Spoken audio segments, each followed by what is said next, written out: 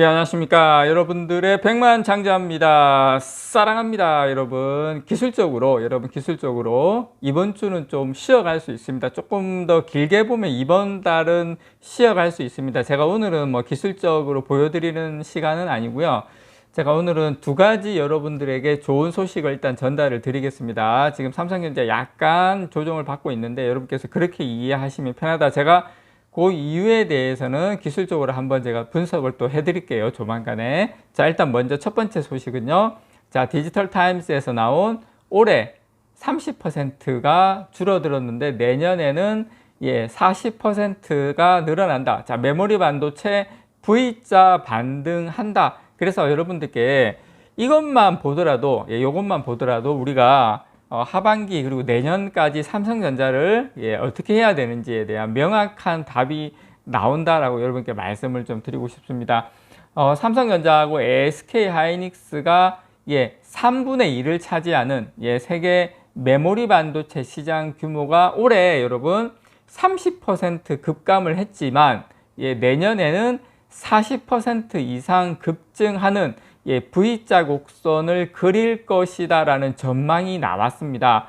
글로벌 시장 조사 기구인 WSTS, 여기는 정식 명칭은 세계 반도체 시장 통계 기구입니다. 세계 반도체 시장 통계 기구. 여기에서 올해 글로벌 반도체 시장 규모가 작년보다 10.3% 줄어든 5,150억 9,500만 달러를 기록할 것이다 라고 밝혔고요.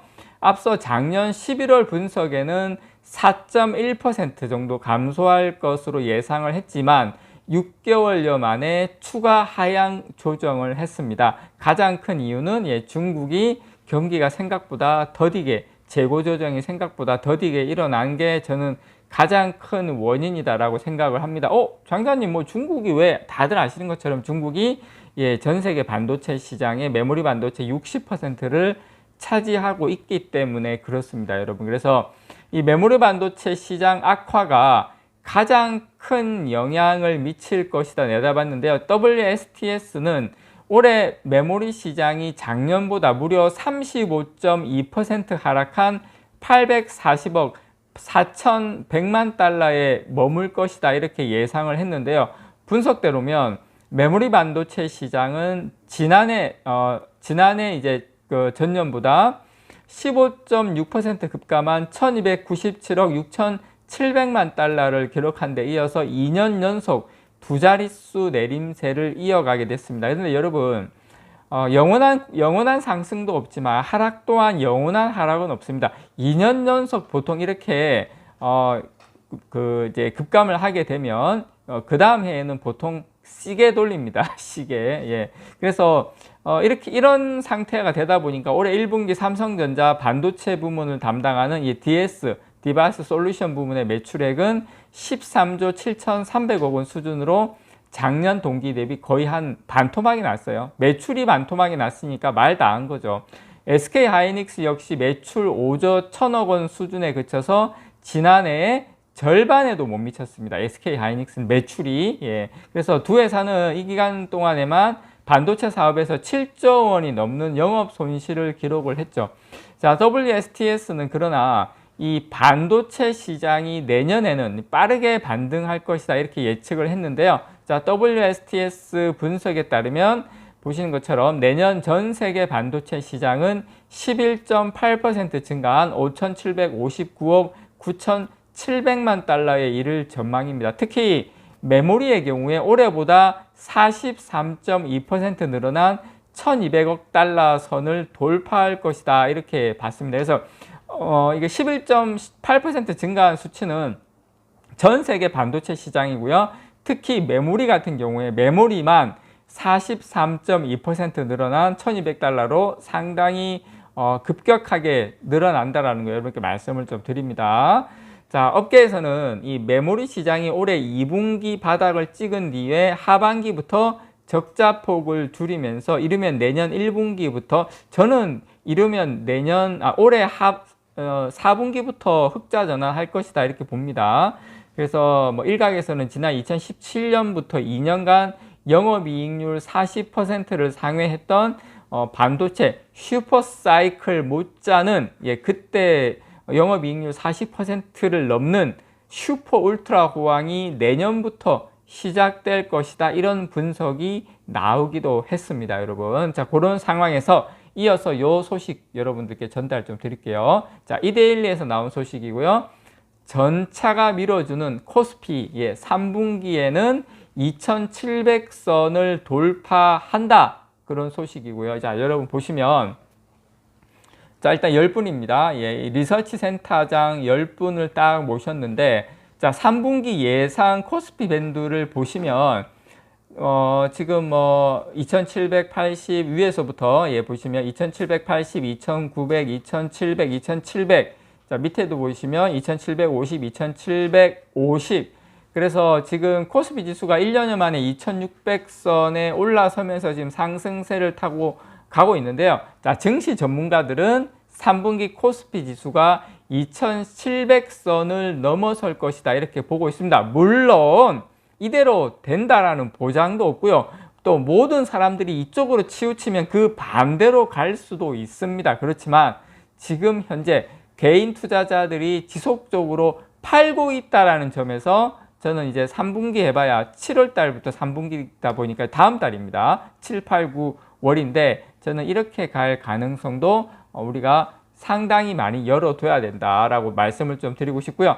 무엇보다도 여러분께 말씀드리고 싶은 것은 미국 연방준비제도의 통화긴축 사이클이 마무리되고 금리 인상이 마무리되고 반도체를 중심으로 한 제가 방금 보여드렸던 이 턴어라운드의 지수는 상승세를 가져갈 전망이 상당히 높다. 삼성전자 하이닉스가. 왜냐? 내년도에 반도체 매출이 올해보다 상당히 늘어날 것이기 때문에 지금 그렇게 될 가능성이 올해보다 메모리 반도체만 43%가 늘어난다고 하니까 당연히 내년도를 긍정적으로 보고 지수는 더 빨리 달려갈 가능성이 높다는 거죠. 그래서 국내 이 10대 주요 증권사 리서치 센터장들을 대상으로 3분기까지의 증시 전망을 집계한 결과 2763 정도가 이제 평균이 나왔는데요. 지금 3분기까지 코스피 지수 고점이 2700선으로 높아질 수 있다고 하는 증권사도 있습니다. 자, 메리츠 증권 리서치 센터장은 내년 실적 턴어라운드 기대감과 연준의 금리 인상 중단 등 이 시장 유동성 환경의 변화, 그 다음에 AI에서 비롯된 기술 사이클의 개화, 멋집니다. 표현이 기술 사이클의 개화, 새로운 시장이 열린다는 거죠. 그래서 코스피 상승을 뒷받침한다 이렇게 보고 있고요. 또 이제 오는 13일에서 14일로 예정된 연방공개시장위원 FOMC에서 연준이 금리를 동결할 것이란 전망이 지금 거의 99%죠. 금리 동결이. 거기다가 이제 5월달 미국 고용이 예상 밖 호조를 보였지만 일단은 연준이 지금까지의 금리 인상 여파를 가늠하면서 한 차례 쉬어갈 것이다. 이렇게 예상을 하고 있는데 그래서 이제 스킵이란 말이 나왔죠. 최근에. 그래서 이쪽에서는 메리츠 증권에서는 여러분들께서 보시는 것처럼 증시를 거의 2900까지 가장 강하게 보고 있습니다. 이렇게 됐으면 좋겠습니다. 이 정도까지는 될지 모르겠지만 자, 대신증권 같은 경우에 대신증권은 보시면 대신증권은 가장 이제 중국 경기 회복 가장 큰 주요 변수로 중국 경기 회복을 이제 했는데 저는 상당히 이 부분에 대해서 긍정적으로 보고 있는 사람 중에 한 사람입니다. 그래서 대신증권 리서치 센터장은 중국의 경기 회복세와 반도체 업황 개선이 맞물리면서 그러니까 다 좋아진다는 거예요. 중국 경기도 좋아지고 반도체 업황도 개선이 되면서 한국 수출과 제조업 경기가 회복 국면에 진입한다. 이렇게 예상한다고 밝혔고요. 자, 펀드멘탈 모멘텀에 대한 이 기대로 코스피는 2700선을 넘어설 것이다. 이렇게 지금 전망을 하고 있습니다.